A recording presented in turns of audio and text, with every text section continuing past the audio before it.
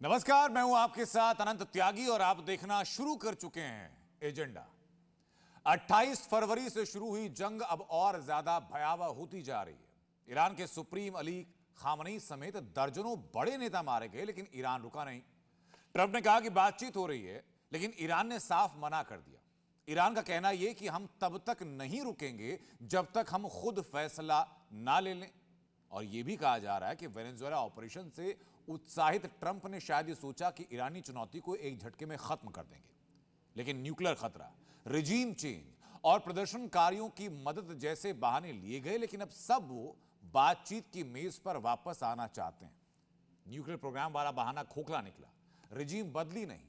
यानी जितने primary agenda थे उनमें से कुछ भी हासिल नहीं हो पाया, बल्कि अब तक एयरफोर्स और नेवी को भारी नुकसान के बावजूद ईरान मिसाइल और ड्रोन से मनमाफिक हमले कर रहा है। ईरान ने खाड़ी के अमेरिकी ठिकानों पर हमले किए, इजराइल पर मिसाइल गिराई। इसी बीच यूरोप और नेटो तटस्थ हैं, वो बीच में नहीं पड़ रहे हैं। इसी बीच तेल का संकट लगातार विश्व में बढ़ता जा रहा है। हॉर्मुज स्ट्रेट बंद होने के बाद रोजाना 20 मिलियन बैरल तेल का रास्ता रुक चुका है। ब्रेंट क्रूड ऑयल की कीमत $120 प्रति बैरल तक पहुंची। अमेरिका के अंदर पेट्रोल की कीमतें बढ़ चुकी हैं। तो जाहिर है कि महंगाई बढ़ेगी तो मिड टर्म चुनाव में रिपब्लिकन पार्टी को नुकसान होगा। और यह भी सच है कि सऊदी अरब जैसे खाड़ी देशों की स्पॉन्सरशिप पर ट्रंप आखिर कब तक जंग लड़ेंगे। लेकिन अगर ईरान बचा तो भविष्य में और ज्यादा खतरनाक हो जाएगा। तो क्या डोनाल्ड ट्रंप अब दो राह के बीच में फंस चुके हैं? क्या यह जंग अमेरिका अब हार रहा है? इस जंग की आगे की तस्वीर क्या होने वाली है, इसी पर आज एजेंडा में चर्चा होगी। और जो खास मेहमान हमारे साथ जुड़े हैं उनका परिचय कराता हूं। कर्नल अनुराग शुक्ला हमारे साथ जुड़ चुके हैं और कर्नल संजीव मलिक हमारे साथ जुड़ चुके हैं। बहुत स्वागत आप दोनों लोगों का। कर्नल संजीव मलिक, मुझे जरा आगे की तस्वीर आप क्या देख रहे हैं इस बारे में बताइए, क्योंकि वेनेजुएला से उत्साहित, अति उत्साहित शायद ट्रंप रहे, लेकिन ईरान की जो कैलकुलेशन थी वो मिसकैलकुलेशन साबित हुई। आनंद जी नमस्कार और सभी दर्शकों को बहुत बहुत नमस्कार। आज ईरान, इजराइल और यूएस आज जिस तिराहे पर खड़े हैं वो सच में बड़ा बहुत ही कंफ्यूजिंग है, लेकिन इसके साथ साथ थोड़ा डरावना भी लग रहा है।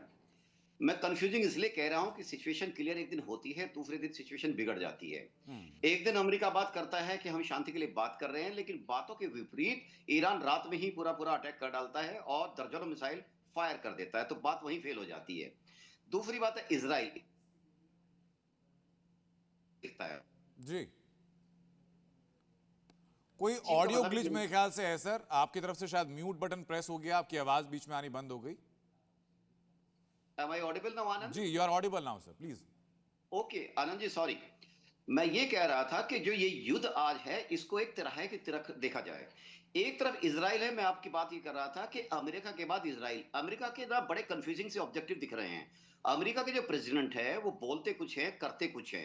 कहने का मतलब है कि वो जो भी स्टेटमेंट देते हैं, कभी अपने ट्रूथ सोशल पे या पूरे मीडिया को जो देते हैं, लेकिन होता उसका कहीं और है। ये पूरी दुनिया को उलझा कर रखते हैं। इनका काम यही है कि डाइवर्ट कर करो, let everybody discuss on issues what he speaks, लेकिन करना कुछ और है। लेकिन उनकी तरफ से अभी तक ऐसा कोई कंक्रीट जो सिग्नल है वो सामने नहीं आ रहे। लेकिन एज ए जियोपॉलिटिक्स से जो लोग जानने वाले हैं वो इस बात को जानते हैं कि कुछ तो कुछ पक रहा है, कुछ खिचड़ी खिचड़ी चल रही है।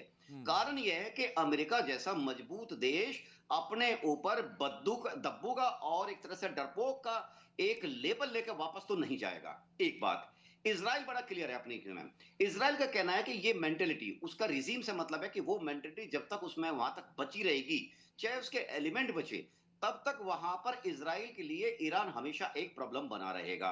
और परमाणु की तो बात छोड़ दीजिए, जो एटॉमिक पावर है, ये बात बिल्कुल सही है कि आज ईरान के बिहेवियर से ये लगता है कि वो अपनी हालत में जब खोता है तो वो कुछ भी करने के लिए शक्ति रखता है, कुछ भी करने की इंटेंशन भी रखता है। जैसे कि अभी ईरान पर उसने जो तरह तरह की मिसाइलें, आई एम सॉरी, ईरान ने इसराइल पर जो तरह तरह की मिसाइलें अभी दागी हैं, जी। उसमें एक एमईआरवी का भी बड़ा आयाम बड़ा ही क्रिटिकल है कि एक मिसाइल और सब उसके अंदर बहुत छोटी छोटी मिसाइलें और गाइडेड मिसाइलें, क्योंकि इनको रोकना भी मुश्किल है, इनको पकड़ना भी मुश्किल है। हालाँकि पूरी कोशिश करते हैं, जो एडी सिस्टम्स हैं उनको क्लोज़ करने की, लेकिन इनको पकड़ना बहुत मुश्किल है। अमेरिका के लिए भी मुश्किल है। हम्म। कारण ये होता है कि जब ये अपने पाथ को जाकर अपने एक फ्रेगमेंटेशन को जो एक मिसाइल्स अपने छोटे-छोटे मिसाइल को रिलीज़ करती है और हम्म। वो सब के सब गाइडेड प्रिसिजन मिसाइल्स ये हैं। ये ऐसा पेनिट्रेशन नहीं है कैसे होता है फ्रेगमेंटेशन सर, बहुत इस बारे में भी मैं जानूंगा आपसे, लेकिन पहले दो जी, पॉइंट जी। पे आता हूं। आपने कहा कि अमेरिका अपने ऊपर हारे हुए देश का ठप्पा लेकर वापस नहीं जाएगा, लेकिन जी। सोशल मीडिया पर मीम चल रहा है सर,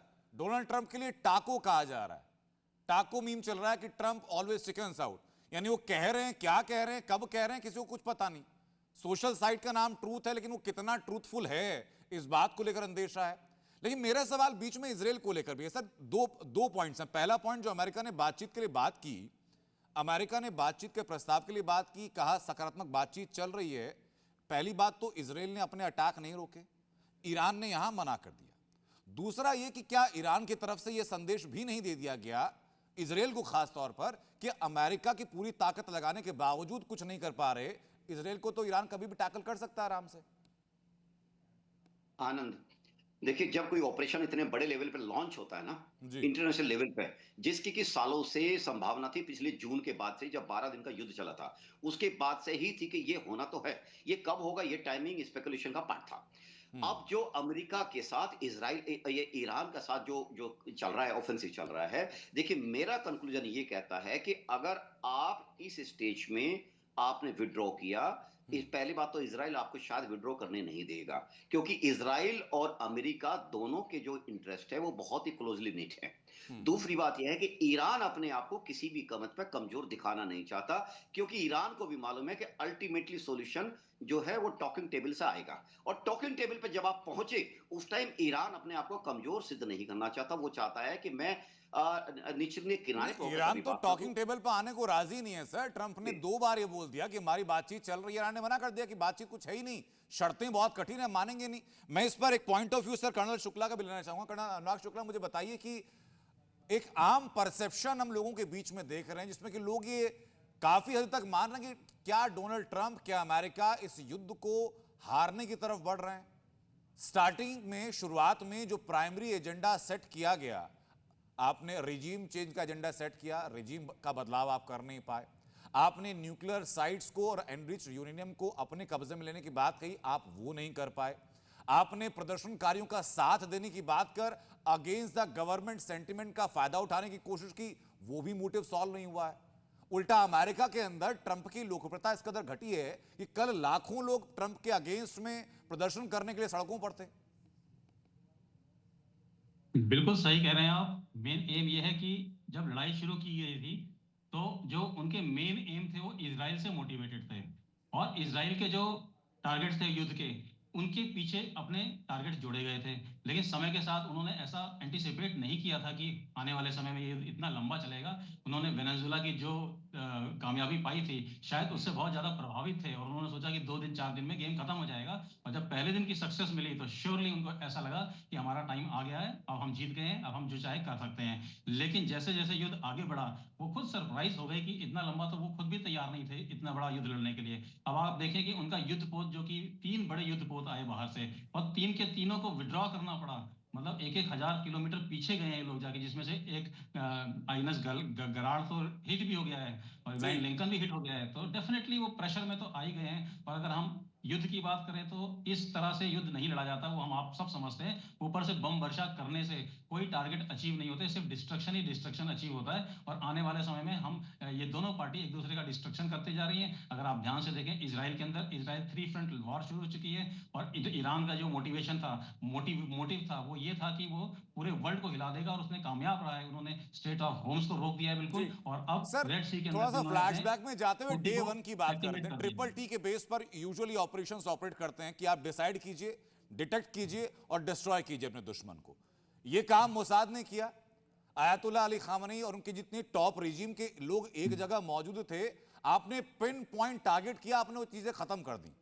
लेकिन वहां तो फिर सेकंड लाइन ऑफ लीडरशिप तैयार है, थर्ड लाइन ऑफ लीडरशिप तैयार है, और ये चौथी या पांचवी लाइन ऑफ लीडरशिप है जो कि अलग अलग डोमेन में अलग अलग जगह से ऑपरेट कर रही है। तो यानी मोसाद की जो इंटेलिजेंस लेड ऑपरेशन की शुरुआत की गई, अब वो प्लानिंग के लेवल पर फेल होती हुई दिखाई पड़ रही है क्या आपको? ने मोसाद की इंटेलिजेंस टैक्टिकल थी और टैक्टिकल में वो बिल्कुल कामयाब रहे, लेकिन इंटेलिजेंस का मतलब ये नहीं होता कि सिर्फ आप पिन पॉइंट किसी आदमी को पकड़ लो और वहां तक लो। पिन पॉइंट का इंटेलिजेंस का मतलब होता है कि पूरे जियो पॉलिटिकल को अंडरस्टैंड करना और उनके पास रिसोर्सेज कितने हैं, उनकी स्ट्रेटजीज क्या है, इन सब चीजों को समझना। तो जी इंटेलिजेंस उस चीज में फेल हुई है पूरी की तरह, क्योंकि उनको यही अंदाजा था कि टॉप मैन जाएगा, टॉप कमांड हट जाएगी, मिलिट्री के सारे टॉप लीडर मर जाएंगे और गेम ओवर हो जाएगा। बट हम्म अंदर उनके पास तो ये भी इंफॉर्मेशन नहीं है कि कहाँ कहाँ किस जगह पे इनका मिसाइल अर्सेनल दबा हुआ है। तो इंटेलिजेंस की बात करें तो मोसाड की भी, सीआईए की, सबकी इंटेलिजेंस फेल है। That is what I can say. जी। लेकिन कर्नल मलिक मुझे दो चीजें बताइए सर। पहली बात तो ये कि जो एयर डिफेंस सिस्टम की बात हो रही है, ईरान के पास जो अमेरिका से ली गई टेक्नोलॉजी को मिला करके कुल 5 अलग अलग रेंज के और अलग अलग टाइप के एयर डिफेंस सिस्टम लेयरिंग वहां पर काम कर रही है। बावजूद इसके मिसाइल्स वहां गिर रही हैं। अमेरिकी बेसिस जो हैं पूरे गल्फ कंट्रीज में अलग अलग जगह पर, ईरान वहां पर अटैक कर रहा है और अटैक में कामयाब भी हो रहा है। शुरुआत में जो डोनाल्ड ट्रंप रिजीम चेंज का गाना गा रहे थे, अब उनका एकमात्र ध्येय सिमट कर बच गया कि स्ट्रेट ऑफ हॉर्मुज को किसी तरीके से मुक्त करा लें और वहां से जो तेल की आवाजाही वो शुरू हो जाए, क्योंकि अमेरिका के अंदर पेट्रोल प्राइस बढ़ने के बाद महंगाई बढ़ रही है, उनके खिलाफ लोग खड़े हो रहे हैं। तो ये तो पूरा मोटिव ही चेंज हो गया सर 28 दिन आते आते ट्रंप का। आनंद जी, मैं एक एक बात का जरा पॉइंट पर डिस्कस करते हैं। देखिए, पहला पॉइंट, मैं थोड़ा सा और पीछे चला जाता हूं। जी। देखिए, इस युद्ध का ऑब्जेक्टिव जो अमेरिका का, वो ये है ही नहीं कि उसकी जमीन पर कब्जा करना। अमेरिका का दो, सुनिए, एक सेट के अंदर दो सबसेट है। यानी पूरे ऑपरेशन के अंदर एक अमेरिका है और इजराइल है, लेकिन दोनों के ऑब्जेक्टिव डिफर कर रहे हैं। अमेरिका का ऑब्जेक्टिव एक लाला बनिया का है कि मैं किसी तरह से ये पूरे पेट्रो डॉलर को सीन में लाकर पेट्रो डॉलर को वहीं का वहीं रखूं, उसके एनर्जी रिसोर्सेज पर कब्जा कराऊं और कब्जा करके मैं नहीं बेचूं, लेकिन मेरे थ्रू, मेरे हस्ताक्षर के बिना कुछ नहीं बिकेगा। ये चीज दूसरा, इसी से वो साबित करना चाह रहे थे वेनेजुएला में, जैसे कि अभी कर्नल साहब ने जो क्लियर किया, बिल्कुल सही बात है। वो उससे ज्यादा मोटिवेट हो गए कि जो वेनेजुएला की सक्सेस उनको 4 दिन के बाद मिली, 3 महीने की प्रिपरेशन के बाद, उन्हें लगा कि यहां भी ऐसा ही हो जाएगा। तो जी वहां वेनेजुएला से उन्होंने जब नस दबाई, वो चाइना की दबाई। क्योंकि चाइना क्या हो रहा था कि जैसे जैसे पूरे पिछले 1 साल में ट्रंप ने अपना कार्ड खेला टैरिफ का, चाइना उनको बैकफुट पर डाले जा रहा था। तो उनको ये, अब वो चाइना से डायरेक्ट मिलिट्री कॉन्फ्लिक्ट से उलझ नहीं सकते। तो अब उनका सीन आता है कि चाइना को कैसे कंट्रोल करोगे, क्योंकि China is the biggest threat to the dollar. अभी चाइना को कंट्रोल करने के लिए उन्होंने सबसे पहले वेनेजुएला का एक रास्ता चुना कि ठीक है, यहां से उन्होंने सैंक्शन पहले से ही थे, लेकिन वेनेजुएला अपना बहुत सारा जो व्यापार है तेल का चाइना को दे रहा था, बहुत सारे सस्ते लोन के खिलाफ भी, अगेंस्ट में भी, और सस्ते डिस्काउंटेड रेट पे भी। अभी दूसरा मेन उनका बहुत बड़ा सोर्स है ये वाला हॉर्मुज वाला रास्ता। हॉर्मुज वाले रास्ते को भी उन्होंने टाइट करके उन्होंने चाइना पे एक तरह से ग्रिप टाइट करने की कोशिश की है। दूसरी बात, तीसरी बात वो है कि आप इस पूरे एरिया पे, पूरे खित्ते पर ईरान एक वाहिद ऐसा कंट्री था जो कि अमेरिका की बातों को डिफाई कर रहा था लगातार, और ये आज से डिफाई नहीं हो रहा है, जब से ईरान इराक वार खत्म हुआ है 89 के बाद से। अभी अमेरिका का रोल वहां भी देख लीजिए आप आनंद जी। दोनों के वार 9 साल तक वॉर चला, दोनों को हथियार अमेरिका दे रहा था, एक को डायरेक्टली, एक को इनडायरेक्टली। ठीक। अमेरिका की इंडस्ट्री चलती है युद्ध से, वार से। वहां का प्रोडक्शन, वहां का डिफेंस इक्विपमेंट और पूरा प्रोडक्शन, उसको फंड करता है अमेरिका की इकोनॉमी को, वहां की जीडीपी को। तो अमेरिका तो यहां से निकलेगा, कहीं और युद्ध में उलझ जाएगा। इनका काम है पूरे विश्व के अंदर कहीं ना कहीं ट्रिगर करते रहना और अपनी मैं इस लोगों बात को। से आपकी काफी हद तक सहमत हूं सर, क्योंकि जी, एक आम परसेप्शन ये भी है कि अमेरिका के किसी भी राष्ट्रपति की लोकप्रियता अगर गिर रही होती है तो किसी भी एक कोने में युद्ध की शुरुआत कर देता है और उनकी जी, जी। लोकप्रियता बढ़ जाती है। लेकिन ट्रंप के लिए बैकफायर कर चुका है जो अभी तक की रेटिंग्स हैं। मैं, हालांकि जियोपॉलिटिक्स बहुत आसान समझना नहीं है सर, लेकिन दर्शकों के लिए मैं एक पैरेलल चार्ट हम ड्रॉ करते हैं प्रोस एंड कॉन्स का, या अमेरिका और ईरान का, किसने कितना खोया कितना पाया। 3 पॉइंटर्स में क्या बता सकते हैं कि अमेरिका को क्या हासिल अभी 28 दिनों में अंदर हुआ है, या ट्रंप को क्या फायदा हो गया इस चीज से? देखो, मैं तीन कॉर्नर को पकड़ता हूं, तीनों को, और तीनों जी। को बताता हूं किसको फायदा हुआ, क्या नुकसानी। अमेरिका को इस करने का फायदा एक हुआ, अमेरिका की जीत ये नहीं होती कि उसकी जमीन पर जाके वो बैठेगा, अपने सिपाही बैठाएगा। हम्म। अमेरिका की जीत होती है कि दूसरे देश को विनाश कर दो, उसका, उसकी इंफ्रास्ट्रक्चर को तबाह कर दो, उसकी जो एनर्जी सोर्सेज को उनको तबाह कर दो, सो दैट ईरान अगले 30-35 साल अपने इंटरनल इंप्रूवमेंट, इंटरनल ग्रोथ में लगा दे। तो क्या होगा, उसका बाहर का रोल कम हो जाएगा, और बाहर का रोल के लिए अमेरिका आ जाएगा, किसी न किसी रूप में आएगा। तो ये तो गेन हुआ अमेरिका का अभी तक का। ठीक है। हालांकि अभी, हाँ जी, इजराइल का गेन ये है कि वो इजराइल, चूंकि उसका ईरान 79 के बाद से एक ऐसा तकरीबन जन्मजात दुश्मन जिसको कहते हैं उस श्रेणी में आ चुका है, तो इजराइल ने वहां तबाह करके उधर से हिजबुल्लाह का जो सपोर्ट है वो कम करके हिजबुल्लाह का उधर उधर मारा है लेबनान के अंदर, और देखा जाए नदी तक, जो उनकी लितावी नदी है वहां तक एक्सटेंड करने का ऑलरेडी उसने काम शुरू कर दिया है। तो इजराइल के लिए यहां का विनाश, ईरान को बैकफुट पे डालना, इधर के इंफ्रास्ट्रक्चर को तोड़ना, और लेबनान के साउथ में यानी नॉर्थ इजराइल के ऊपर अपना जो जो एक बफर एरिया था उस तक अपना विस्तार करना। अभी ठीक। तक तो ये क्लियर है। तीसरी चीज, अभी ईरान के लिए आता हूं।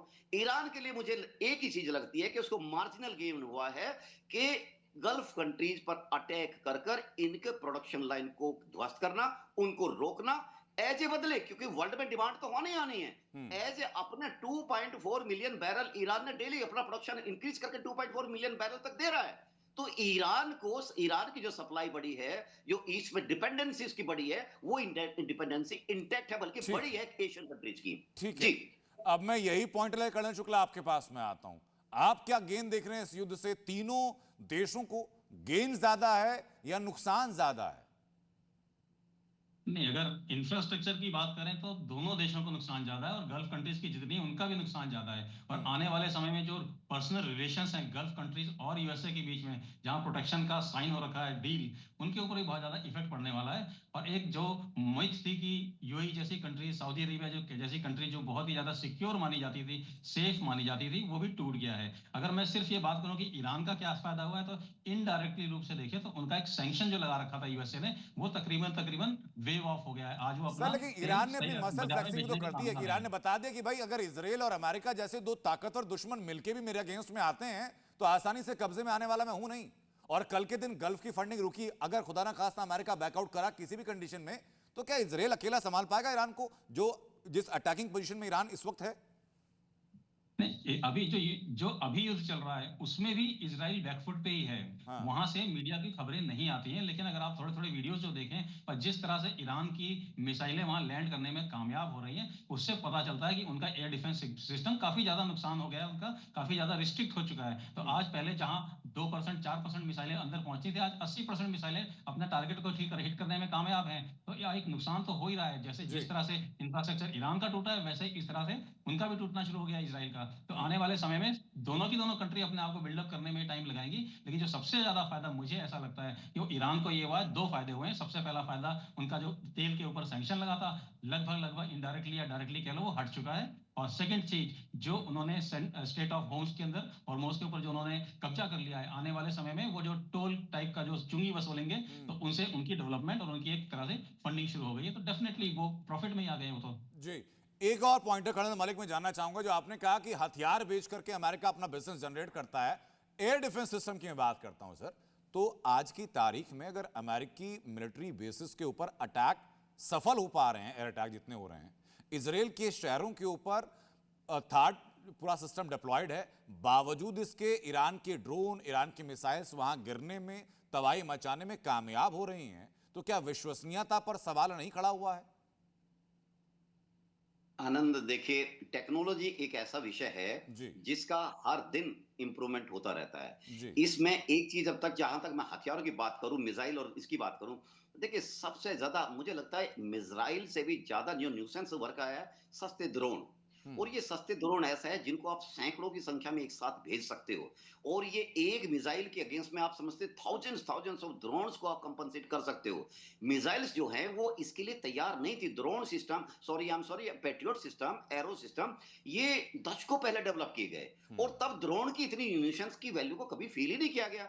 ड्रोन की वैल्यू तो पिछले 1-1.5 साल में, खासकर चलो ये कह लीजिए जब से यूक्रेन का युद्ध हुआ तब से सामने आई है, और भारत समेत सभी देश इसका सॉल्यूशन ढूंढने में लगे हुए हैं कि इस जो सस्ता हथियार बन रहा है, जो पूरी दुनिया के हाथ लगा है, इस न्यूसेंस को कैसे रोका जाए, बट लो कॉस्ट अफेयर पर। देखिए, मिसाइल आप बना लोगे, लेकिन उससे क्या होगा कि बहुत ज्यादा एक्सपेंसिव होती है मिसाइल्स, और किसी भी देश की जो जीडीपी है, यानी उसकी अर्थव्यवस्था में बहुत ज्यादा डेंट होता है। लेकिन इन जी। सब को रोकना किसी भी, हाँ, हर हर टेक्नोलॉजी का एक एक लिमिटेशन होती है। हम्म। कितनी भी अच्छी मशीनरी ले लीजिए, हम्म। उसने कुछ ना कुछ उसका तोड़ निकाल लिया जाता है। और हम्म। एक चीज और बताइए, देखिए, जो लोग लो कॉस्ट अफेयर में, लो कॉस्ट कॉन्फ्लिक्ट में बिलीव करते हैं, वो कभी भी इतने, वो ये ढूंढते रहते हैं कि ड्रोन सिस्टम या स्वाम ड्रोन, या फिर कितना का जो ऑप्टिमम लेवल रखा जाए, या आपस में कम्युनिकेटिंग टॉकिंग ड्रोन्स, ये सब चीजें कंसेप्ट नए नए निकाल के ला रहे हैं, सो दैट दुश्मन के रडार सिस्टम को, उनके एडी सिस्टम को चकमा कैसे दिया जाए। तो हम्म। ये तो हो जाती है टेक्नोलॉजी के कारण, और ये चलता रहेगा। ये हम्म। डाल डाल पात पात का खेल टेक्नोलॉजी का हमेशा चलता रहेगा, क्योंकि दुनिया टेक्नोलॉजी में इतनी अग्रसर है। हम्म। हर महीने कुछ ना कुछ नए डेवलपमेंट आ रहे हैं। एक अभी अंतिम आप, सवाल आप दोनों से मेरा रहेगा सर, बारी बारी से आप दोनों उसका उत्तर देने का चयन कर सकते हैं कि अब इस वॉर का अगला स्टेप आप क्या देख रहे हैं। जो ग्लोबल एनर्जी क्राइसिस विश्व के अधिकांश देशों में हम देख रहे हैं, जिस तरीके से शेयर बाजार पर इंपैक्ट हम देख रहे हैं, जिस तरीके से डॉलर की वैल्यू बढ़ना और जो अलग अलग करेंसीज हैं उनका वैल्यू लगातार गिरना, हम हालांकि अपेक्षाकृत तरीके से आज रुपए ने बढ़त हासिल की, लेकिन बावजूद इसके ग्लोबल इकोनॉमिक क्राइसिस भी आशंकित है इस वॉर के चलते हुए। क्या लंबे समय तक टिकता हुआ देख रहे हैं आप, और अगर कंक्लूजन होता है तो किन हालात पर हो सकता है? कर्नल मलिक। जी आनंद, इसमें मैं 3-4 पॉइंट जो फिलहाल मेरे सामने बड़े प्रोमिनेंटली उभर के आए हैं, वो मैं आपसे शेयर कर रहा हूं। सबसे पहला तो है कि एनर्जी के सोर्सेज जहां जहां आज है, रूट्स जहां जहां हैं, उनका रीअलाइनमेंट होना अवश्यंभावी है। पूरा एशिया, खासकर ईस्ट एशिया जिसमें भारत भी शामिल है, अपने एनर्जी को जहां जहां से ड्रॉ करता है, भले ही हम 40 देशों से लेते हो, हम्म। लेकिन जो मेजर क्वांटिटी है, हम उसको डाइवर्सिफिकेशन करना ही होगा। ऑलरेडी कर दिया है। जैसे फॉर एग्जांपल जो इंडियन या गैस है, हम ऑलरेडी अर्जेंटीना को अप्रोच कर चुके हैं।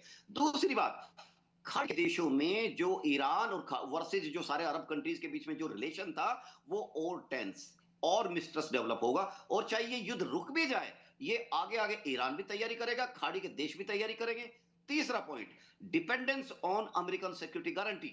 अमेरिका ने पेट्रो डॉलर के बदले में खाड़ी देशों को जो गारंटी दी हुई है, उसमें हाँ। डेंट हो गया है, बहुत तगड़ा डेंट हुआ है। चौथा, जो हम देखते हैं ना, जो एमिरेट्स हैं, जो 7 एमिरेट्स हैं, यानी खासकर दुबई और अबू धाबी, इनमें जो सेफ हेवन माना जाता, सेफ हेवन को भी बहुत तगड़ा डेंट लगा है, और लोगों का यहां से एक तरह से विमुख होना, एक तरह से मैं समझता हूं, शुरू हो गया है। जी चौथा ठीक है। पॉइंट, जी।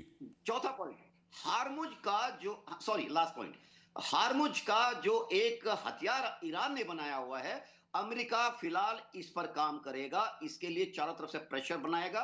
उनका जो वो फेमस द्वीप है 90% वाला, उस पर कब्जे की पूरी कोशिश करेगा, ताकि इसको स्क्वीज करके ईरान को थोड़ा नीज पे लड़ाया जाए। मैं यहीं पर समाप्त ठीक करता है। हूं। कर्नल अनुराग शुक्ला, आपका कमेंट सर।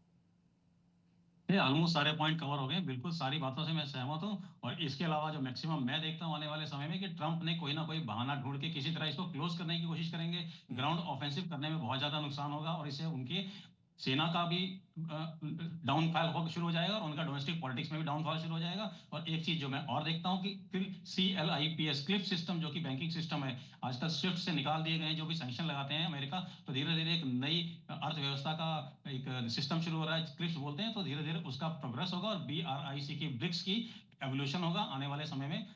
लोकल करेंसीज में ट्रेडिंग शुरू होने की क्या वजह से boots on the American ground dollar की का संभावना आप देख रहे हैं सर? सॉरी, ईरान की जमीन पर सैनिक उतरेंगे, बूट्स ऑन द ग्राउंड की संभावनाएं आप देख रहे हैं? संभावना पूरी है। देखो, युद्ध में किसी चीज को डिनाई नहीं किया जा सकता, लेकिन उसके जो दूरगामी परिणाम होते हैं उसको एक बार ख्याल जरूर रखा जाता है। तो अगर खड़ग आइलैंड की अगर आप बात करें, वहां पे बूट्स डालने की, तो कोई लॉजिक समझ में नहीं आता है, क्योंकि एक तो वो डीप इनसाइड वहां पे उनको डिप्लॉय कैसे करेंगे, और एक बार डिप्लॉय कर दिया तो उसको सस्टेन कैसे करेंगे, बहुत बड़ा चैलेंज होगा जी अमेरिकन के लिए। ठीक है सर, बहुत बहुत शुक्रिया आप दोनों लोगों का इस चर्चा में भाग लेने के लिए, चर्चा का हिस्सा बनने के लिए। तो एजेंडा में कोशिश हमारी यही रहती है कि जितने मुद्दे हैं, उनको लेकर जितने सवाल हैं, एजेंडा के तहत उनको उठाया जाए और उन सवालों के जवाब भी खोजे जाएं। अगले एपिसोड में मुलाकात होगी नए मेहमानों के साथ, नए सवालों के साथ, नए टॉपिक के साथ। नमस्कार।